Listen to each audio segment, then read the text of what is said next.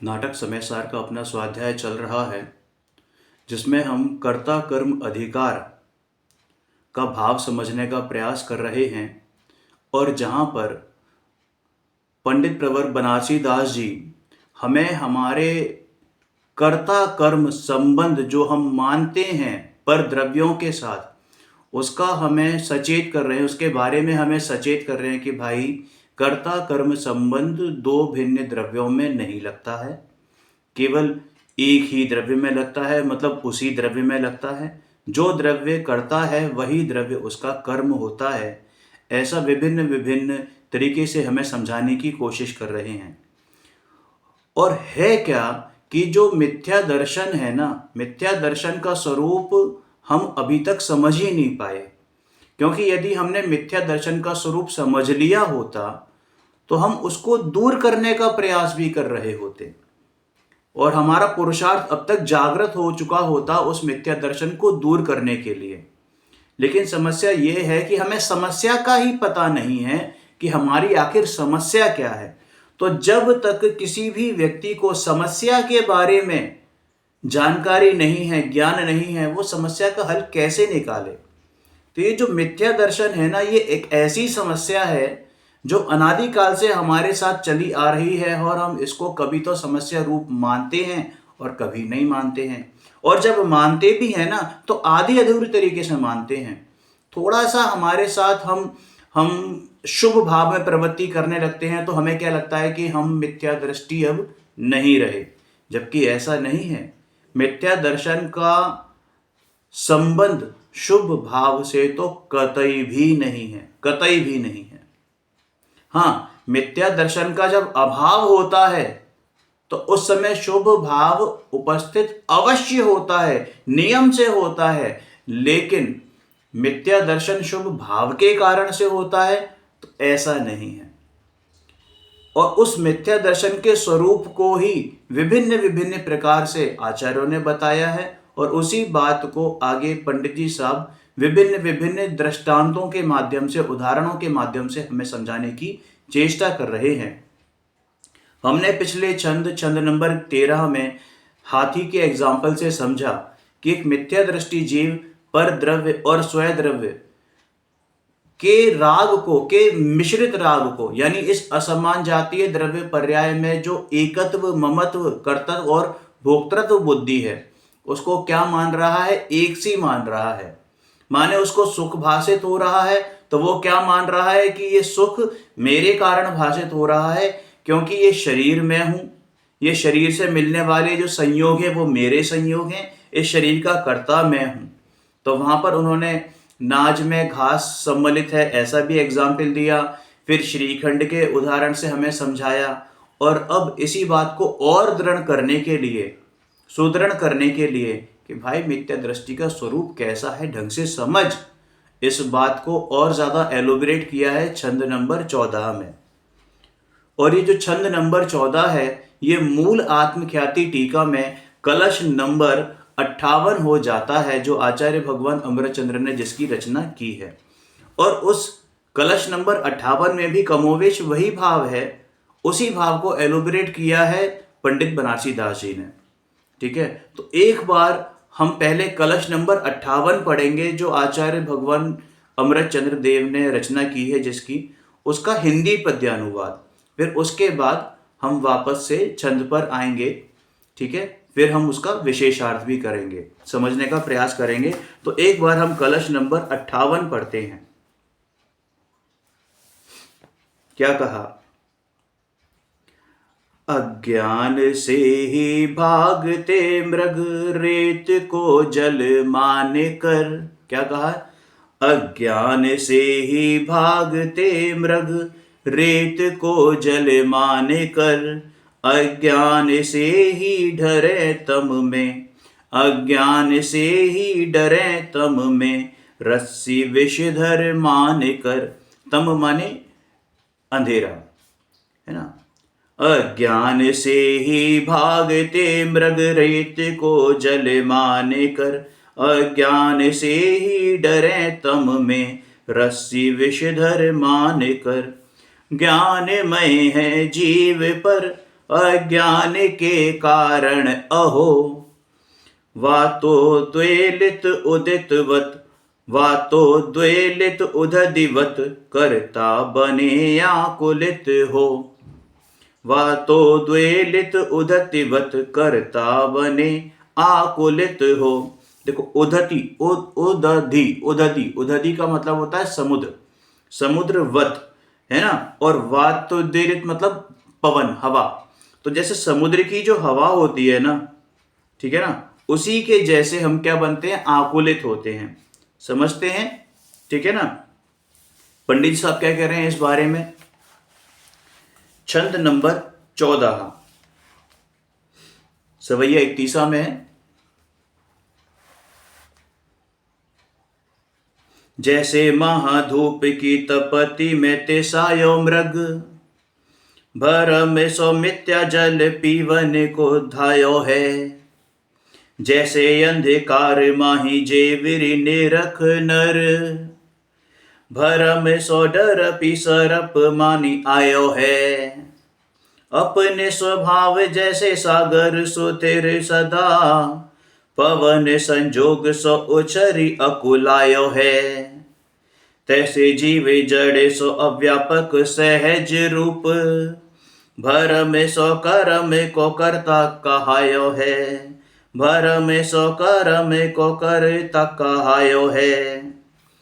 जैसे महाधूप की तपती में, महाधूप जेठ की गर्मी में भरी दोपहरी में जब मृग को प्यास लगती है, प्यास से तड़पड़ाता है, तड़पता है, ठीक है ना, तो वो क्या होता है कि वो किसी रेगिस्तान में है और वो रेत की मिट्टी को ही क्या समझ लेता है, जल समझ लेता है। तो जिसको हम मृग मारीचिका कहते हैं, मिराज, मृग मारीचिका होती है ना। जैसे हमने अपने साथ भी कई बार ये अनुभव किया होगा कि जब हम गर्मी में कहीं बाहर जा रहे हैं, गाड़ी में हैं या गाड़ी पर हैं, तो कहीं दूर अगर हम देखें दोपहरी में सड़क पर, तो आगे हमें रोड पर पानी की एक छाया सी दिखाई देगी, आकृति दिखाई देगी, जिसमें हमें उसके आजू बाजू चीजों की रिफ्लेक्शन दिखाई देगा। अब एक्चुअल में वो रिफ्लेक्शन ही है, लेकिन पानी नहीं है। वो धूप की वजह से, टेम्परेचर की डिफरेंस की वजह से वो रिफ्लेक्शन ही है, ठीक है ना। वो वैज्ञानिक तरीका है, अब उसमें विज्ञान के तरीके में मैं नहीं जाऊंगा, लेकिन ये सभी जानते हैं कि वहां पानी नहीं होता है, और हमें क्या लगता है कि वहां पानी है, ठीक है ना। तो जब हम उसको पानी देख सकते हैं, तो भाई वो मृग है, वो तो प्यास से तड़प रहा है, तो उसको भी ये भासित होने लगता है कि ये जो है ये दूर कि ये पानी ही है। क्यों? क्योंकि उस जगह पर उसके आजू बाजू जो पेड़ खड़े होते हैं, वो पेड़ों की छांव जमीन पर आती है, और वो जो छांव से मतलब प्रतिबिंब, छाया नहीं, प्रतिबिंब नजर आता है। तो वो प्रतिबिंब से क्या मान लेता है कि ये पानी वहां पर है, और जब वो उस पानी को ढूंढने आगे जाता है तो पानी कहीं मिलता नहीं है, और ऐसे ही आगे बढ़ता जाता है कि अरे यहाँ पानी नहीं है, आगे है, आगे है, आगे है, आगे है। और क्या होता है, उस पानी पीने के चक्कर में वो प्यासा ही मर जाता है। समझ में आया ना। ऐसे ही ये भ्रम रूपी मिथ्या जल, मिथ्या जल माने जो है नहीं लेकिन मान रखा है, वो मिथ्या जल है। और मैंने अपने आप को क्या मान रखा, मिथ्या बुद्धि, मिथ्यात्व राग, मिथ्यात्व द्वेष, ये मान रखा है पर द्रव्यों में, कि पर द्रव्यों में सुख है। ये वास्तव में सुख नहीं, मिथ्या सुख है। मिथ्या माने वो सुख है नहीं, लेकिन लग रहा है, मान रखा है। समझ में आया। जैसे अंधकार माही जेवरी निरख नर, है ना। जैसे अंधकार माही की, जिस प्रकार अंधेरे में रस्सी देखकर व्यक्ति भ्रम से उसे सर्प मानकर डर जाता है। जैसे अंधकार माही जेवरी निरख नर, भरम सो डर पी सर्प मानी आयो है ना। कैसा लगता है कि ये सर्प आ गया है, वो रस्सी को ही सांप मान के डर जाता है। दो एग्जाम्पल हो गए, पहला मृग का, दूसरा रस्सी का। तीसरा अपने स्वभाव सा, अपने स्वभाव जैसे सागर सुथिर तत्सदा, पवन संजोग सो उछर अकुलायो है। देखो, जो समुद्र का स्वभाव होता है ना, वो शांत होता है, लेकिन होता क्या है कि जो समुद्र की लहर पवन होती है, जो उधर हवा चलती है, उसके साथ मिलकर वो क्या है, अकुलाने लगता है, उछलने लगता है। ठीक है ना। स्वभाव के अनुसार समुद्र हमेशा शांत रहता है, लेकिन हवा के संयोग से मिलकर उछल उछल कर आकुलित होने लगता है कि मानो हवा मेरा ही हिस्सा हो। ठीक है ना।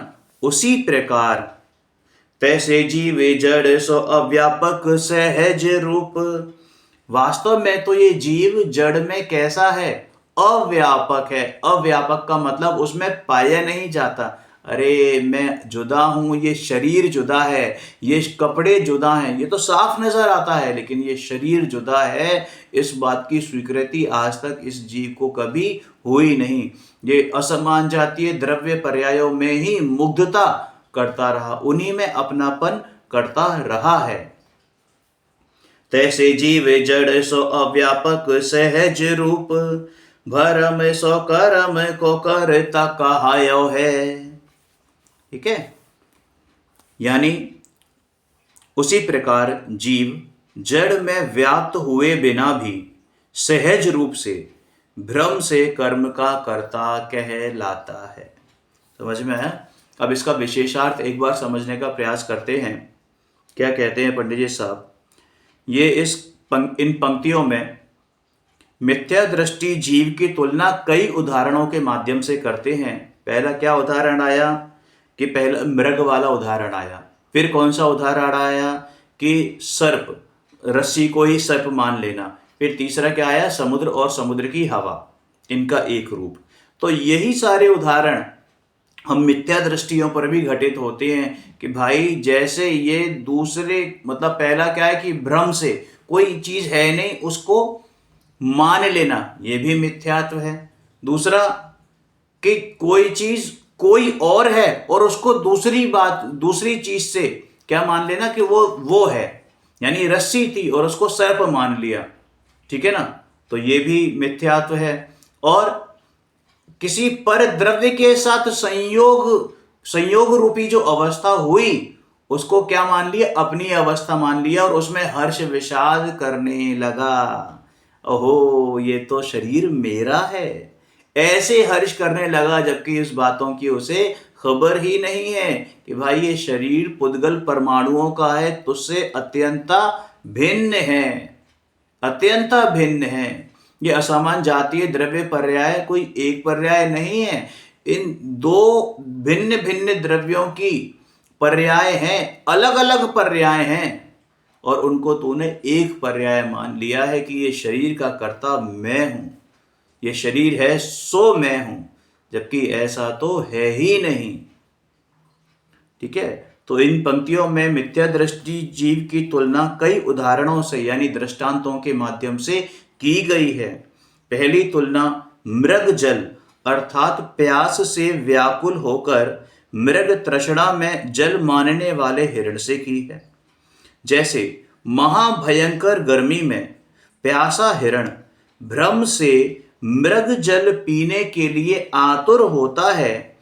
मृग जल अर्थात जब तेज भयंकर गर्मी में सूर्य की चमक उस रेगिस्तान की बालू पर पड़ती है, तो बालू पर जो आजू बाजू की जो वस्तुएं होती हैं, चाहे वो पेड़ हो चाहे वो कैक्टस हो, वो क्या होती है कि उनकी परछाई, उनकी जो प्रतिबिंब है जैसे दर्पण की माफिक, वो उस बालू पर पड़ने लगता है, और साथ में बालू भी बहुत चमक रही होती है क्योंकि बहुत तेज धूप होती है, बहुत तेज धूप होती है, तो बालू चमकती है, तो ऐसा लगता है कि मानो वहां पर जल हो।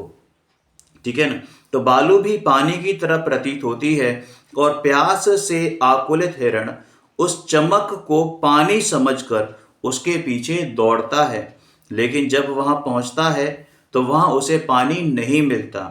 पुनः जब वह नजर उठाता है तो फिर कुछ दूरी पर सूर्य की धूप की चमक से पानी का भ्रम होता है और फिर वह दौड़ता है। इस प्रकार वह दौड़ता ही रहता है, दौड़ता ही रहता है, दौड़ता ही रहता है, लेकिन उसे पानी नहीं मिलता। ठीक उसी प्रकार मिथ्या दृष्टि जीव पंचेंद्रिय के विषयों में सुख की मिथ्या कल्पना यानी झूठी कल्पना यानी असत्य कल्पना करके नए नए विषयों को बदलता है और सुख की चाह में भ्रमित होता रहता है, पर सुख उसे मिलता नहीं है। यह हुआ पहला उदाहरण। अब दूसरा उदाहरण देखो, पहले दृष्टांत समझाया, फिर उसके बाद सिद्धांत समझाया, ठीक है ना। अब दूसरा दृष्टांत है कि जैसे कोई व्यक्ति अंधेरे में रस्सी को ही सांप समझकर डरने लगे, तो यह तो उसका भ्रम ही है, वास्तव में तो वह रस्सी है। ठीक उसी प्रकार ये दृष्टांत हुआ। अब सिद्धांत समझते हैं। ठीक उसी प्रकार यदि मिथ्या दृष्टि जीव शरीर और संयोगों को ही अपना हितैषी मानकर उनके वियोग के डर से दुखी होवे, ये शरीर छूट गया तो मेरा क्या होगा, ये घर नहीं रहा तो मेरा क्या होगा, अरे ये जॉब चली गई तो मेरा क्या होगा, मुझे बिजनेस में नुकसान हो गया, मेरा क्या हो गया, मेरे बच्चे ने मुझसे मेरी आज्ञा के विरुद्ध विवाह कर लिया, मेरी इज्जत का भाजी पाला कर दिया, मेरी इज्जत की बखिया उधेड़ दी। अरे भाई, किसी ने किसी की बखिया नहीं उधेड़ी, क्योंकि तेरी बखिया तेरे पास ही है, तेरी इज्जत तेरे पास ही है। भैया तू अपनी इज्जत तो कर, तुझे दुनिया की इज्जत की क्यों पड़ी है। जो जीव अपनी इज्जत करता है, अपना मान करता है, मान कषाय वाली मान नहीं, अपने आप को सर्वोच्च मानता है, अपने में, पर को गिराकर नहीं, अपने में सर्वोच्च मानता है कि अहो मैं तो इस जग का सबसे निराला तत्व हूं, निराला द्रव्य हूं, मुझ जैसा तो कोई और है ही नहीं, मेरे अंदर अनंत ज्ञान दर्शन सुख वीर्य ऐसे अनंत गुण विद्यमान हैं, और अनंत ज्ञान प्रकट करने की अभी के अभी मेरे में सामर्थ्य है, अनंत दर्शन प्रकट करने की अभी के अभी मेरे अंदर सामर्थ्य है। मेरा पुरुषार्थ की ताकत इतनी है कि मैं समस्त लोकालोक को एक समय मात्र में देख सकूं। समझ में आया। लेकिन यहाँ पर वो जीव भूल जाता है कि भाई हाँ ये ताकत तो है, लेकिन ये ताकत नहीं है कि मैं किसी एक द्रव्य में भी एक पर्याय को इधर से उधर कर सकूं या एक पर्याय की फेरफार भी कर सकूं। ये भूल जाता है।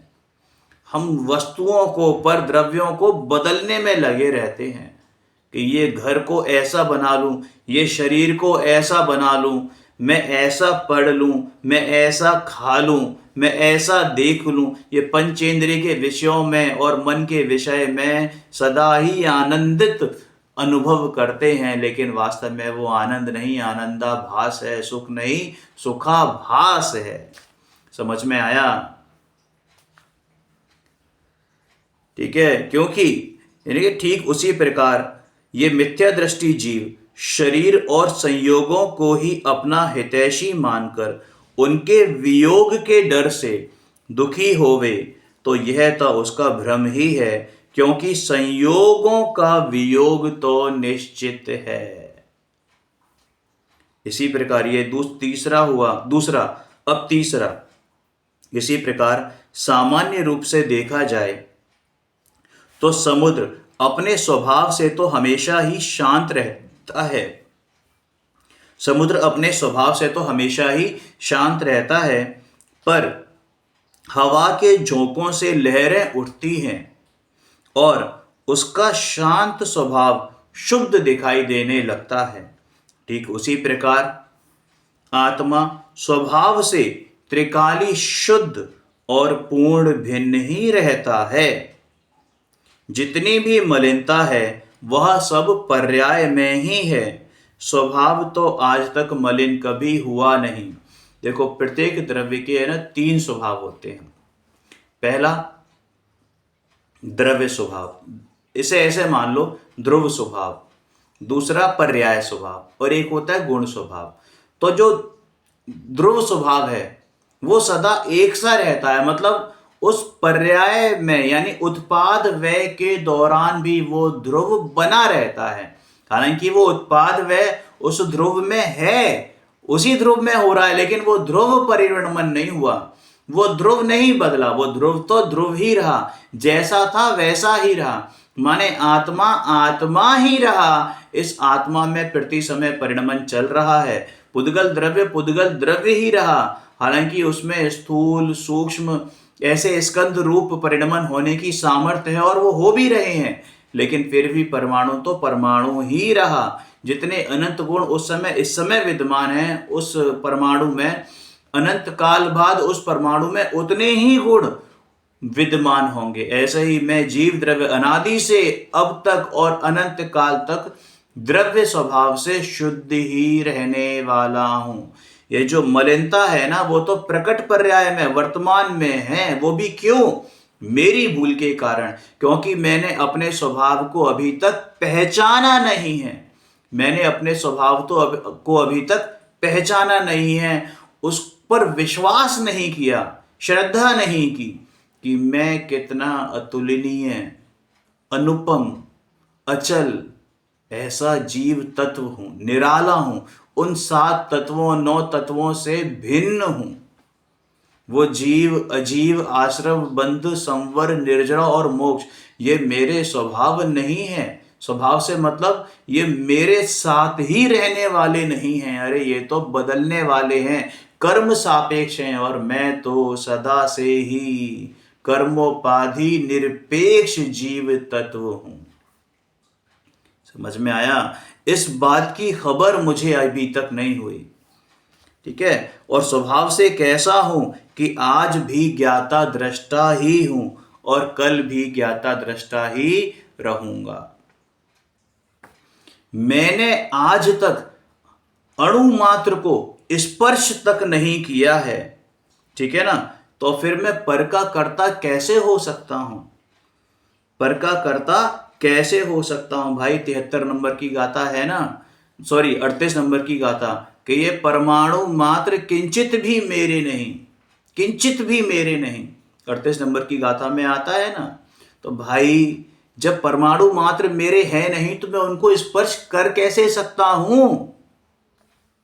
ठीक है, मात्र ज्ञाता दृष्टा ही रहता हूं तो वह कर्ता कैसे बन सकता है? फिर भी ये मिथ्या दृष्टि जीव पुद्गल के हर परिणमन का कर्ता स्वयं को ही मानता है और फिर स्वयं ही दुखी होता है। यह जीव का ही भ्रम है, यह जीव का ही भ्रम है, अन्य कुछ नहीं है। समझ में आया? एक बार इस छंद को दोबारा पढ़ते हैं फिर वाइंड अप करते हैं। देखो, जैसे महाधूप की तपति में तिसायो मृग, भरम सो मिथ्या जल पीवन को धायो है।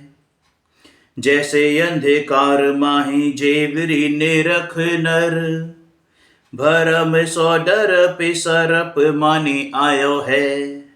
अपने स्वभाव जैसे सागर सुथिर सदा, पवन संजोग सो उछरी अकुलायो है।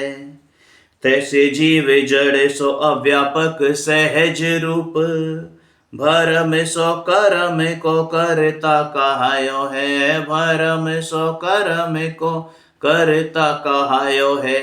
अरे भाई, ये भ्रम से कर्ता कर्म का संबंध मान बैठा है, पर के कर्म को मैं करता हूं ऐसा मान बैठा है। इस मिथ्या बुद्धि से अति अल्प समय में, बल्कि अभी के अभी निजात मिले और हम अपने निजात्म में लीन हो जाएं, यही भावना है। इसी मंगल भावना के साथ आज यहीं विराम लेते हैं। सभी को सादर जय जिनेन्द्र। ओम नमः सिद्धेभ्य। निज निधि निज में